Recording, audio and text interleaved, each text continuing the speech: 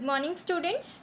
Sairam, this is Megha Miss here, and today we are going to continue with our lesson number 3, that is current electricity. Yes students, in the last presentation what we have studied, we'll just have a recap. This is our session 2.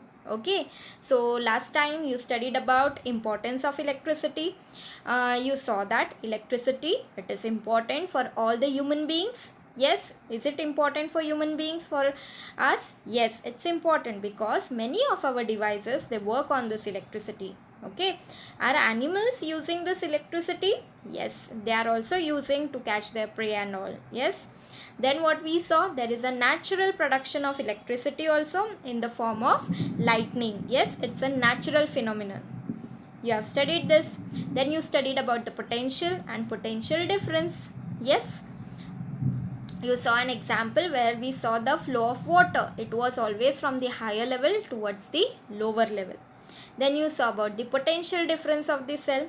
So the difference in the potential between the positive and the negative terminal of the cell, we called it as its potential difference. Then you study about the free electrons. What were free electrons, students? Free electrons are the electrons which are present in the outermost orbit of the metallic conductors. Yes, important word is metallic conductors. So whatever the electrons which are there, yes, in the outermost orbit, they will act as a free electrons, and these electrons are responsible for the conduction of electricity. Okay, so the next part we are starting today, that is the current flowing through a wire. Okay, so here in the diagram you can see green color, whatever is shown, this is my wire. Okay, now what as shown in the figure 3.4a, this is our A figure. Okay, if a conducting wire is not connected to a cell, I am not connecting it to a cell, its free electrons move randomly in all directions in the space between the atoms. Can you see this arrow is showing their direction? So can you see they are moving here and there, here and there, and see up also it is written metal wire. Okay, it should be conducting metal wire. Now when we connect the ends of the wire to the two terminals of the cell, now I have connected it to the cell. Can you see here? And this is my electric cell. Yes, what will happen, students? Then the electric force acts on the electrons. Which force will act, students? Electric force. I hope this part is clear to you. Okay, now we'll move to the next. Just a moment. Okay, now see here, being negatively charged. Okay, how are the electrons charged? Negative. They start moving from the negative, that is the lower potential, to the positive, that is the higher potential terminal of the cell. Can you see this negative are moving towards this positive side? Yes, from this negative side they are moving towards the positive side. Okay students, as shown in figure, this is figure B. Okay, due to the flow of these electrons, current starts to flow through the wire. Now as these electrons are moving, current will also be carried through that metal wire. Okay, this motion of the electrons is irregular, but there is a definite non-zero value to their average velocity. Okay, now this motion of electrons is irregularly they will move, but you will have a definite value, okay, which will be non-zero, not zero value you will have for their average velocity. They will be moving with some velocity, but it will have a specific value. That value will be not equal to 0. Did you understand this part, students? Okay, now we'll move to the next part. Now see here, the next part we are studying, that is the electric current. Now what is this electric current, students? An electric current is the flow of electrons through a conductor. Yes, when we can see the electric current is flowing, we can see the electric current is flowing when there is a flow of electrons. Okay, quantitatively, current, that is I. What is the symbol for current? I. Is defined as the charge passing through a conductor in unit time. Okay students, how you will define current?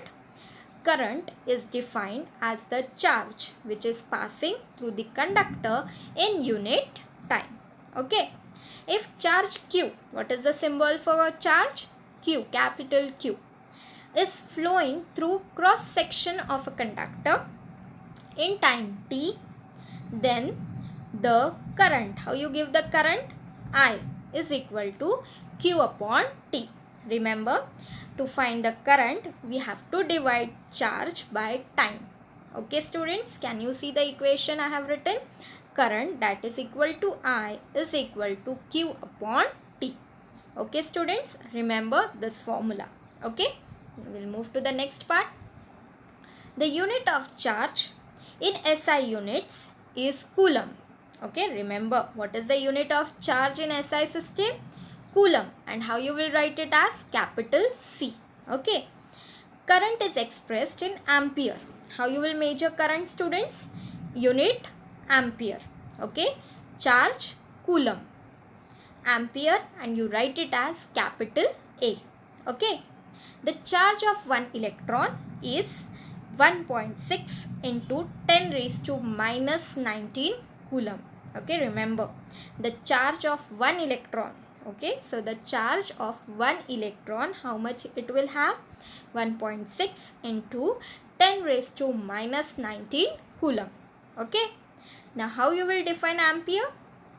1 ampere current is said to flow in a conductor if 1 coulomb charge flows through it every second. Okay, how you will say the current is 1 ampere? 1 ampere current is said to flow in a conductor if 1 coulomb charge flows through it every second.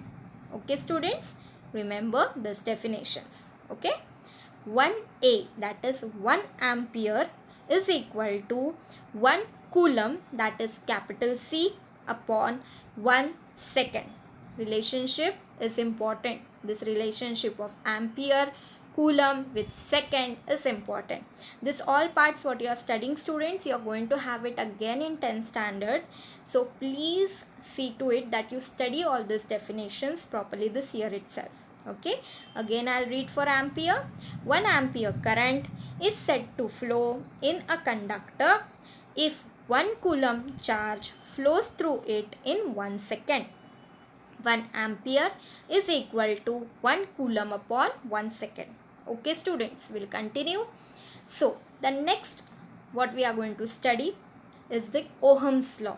Okay, now the relationship between the current flowing through a wire, that is I, and the potential difference across its end, that is the positive and negative terminals. So its potential difference between them, that is the V, can be obtained. So we can get a relationship between the current and the potential difference. So can be obtained. How we can obtain that relationship? We can obtain it from the law that given by the German scientist, that is one of the German scientists. He gave the relationship between the current and the potential difference. That one was the George Simon Ohm. Okay, if the physical state of the conductor remains constant, physical state of the conductor means if it is a metal, we are using a metal conductor. Okay, so if the physical state of the conductor remains constant, then the current flowing through it, okay, current flowing through that conductor is directly proportional to the potential difference V between its two ends. Okay students, what you will remember Ohm's law? If the physical state of the conductor remains constant, the current flowing through it is directly proportional to the potential difference V between its two ends. Okay students, we'll move to the next part. Now, what you have the relationship, students? I is directly proportional to V. Now only we saw, right? Current is directly proportional to the potential difference, which we take it as V. Okay, now if I want to remove this proportionality sign, I have to add a constant which I have added as K. Okay, so K is the constant of proportionality. Okay, so now I multiply 1 upon K. Now this K, if I take to this side, it will become 1 upon K. Okay, so I into 1 upon K is equal to V. Okay, now 1 upon K is equal to R, that is the resistance of the conductor. Remember, 1 upon K is equal to R. and R is what, students? It is the resistance of the conductor. Okay, remember this, R is equal to resistance of the conductor. Okay, so I multiply by R is equal to V. Hence, V is equal to IR, or R is equal to V upon I. Okay, any values you can find out. Sometimes V is given to you, R is given to you. They ask you find I. Sometimes what will they give? V they will give, I they will give and ask you to find R. Sometimes they will give I value, R value and ask you to find V. Okay, so this is known as Ohm's law. So which equation is known as Ohm's law? This is your main equation.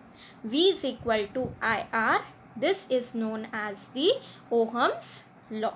Okay, students, R is the resistance of the conductor.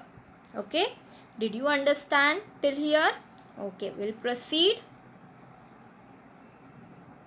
Just a moment. Yes, we can obtain the SI unit of the resistance from the above formula. Okay, potential difference and the current are measured in volts and amperes respectively. Okay, potential difference and currents are measured in volts and amperes. We have seen the unit of resistance is called as ohm. What you will call the unit of resistance? Resistance unit is the ohm. Okay, so 1 volt upon 1 ampere is equal to 1 ohm, and see the sign also how we write it. Okay, it is shown in the bracket here, you can see. Okay, now the resistance of 1 ohm, how you will define that? If 1 ampere current flows through a conductor, when 1 volt potential difference is applied between its two ends, then the resistance of the conductor is 1 ohm. Okay, students, how you will define resistance of 1 ohm? If 1 ampere current flows through a conductor, when 1 volt potential difference is applied between its ends, then the resistance of the conductor is 1 ohm. Okay, students, did you understand this part? I hope you understood what is Ohm's law. You understood what is the unit for resistance. You will remember as the ohm. Okay, students, did you understand this part? Okay, so today we studied about, students. So students, today we studied about current flowing through the wire. Yes, you saw that how the current is flowing through the wire and how the electrons are moving. Yes, then you saw about the electric current. Yes, current, you are showing it by symbol I. Okay, and it is depending upon the charge flowing through a conductor in a unit time. Yes, then what you saw? The Ohm's law you saw. V is equal to IR. R is the resistance of the conductor. What is the resistance, students? That is the capability of an conductor to avoid the what you can say, the avoid of the passing of the electricity, you can say, through them. Okay, so that is called as resistance. All the conductors, they have got a specific value for the resistance. Okay, that means for some, they will stop the flow of electric current through them. Okay, so we saw that the resistance, yes, V is equal to IR. This is called as Ohm's law. Resistance, we show it by the symbol. Yes, we are using it by the symbol R. Okay, and the unit which we are using, that is ohm. Okay, students, I hope today's part is clear to you. We'll meet in the next presentation with the same lesson. Okay, study this properly. Thank you. Sai Ram.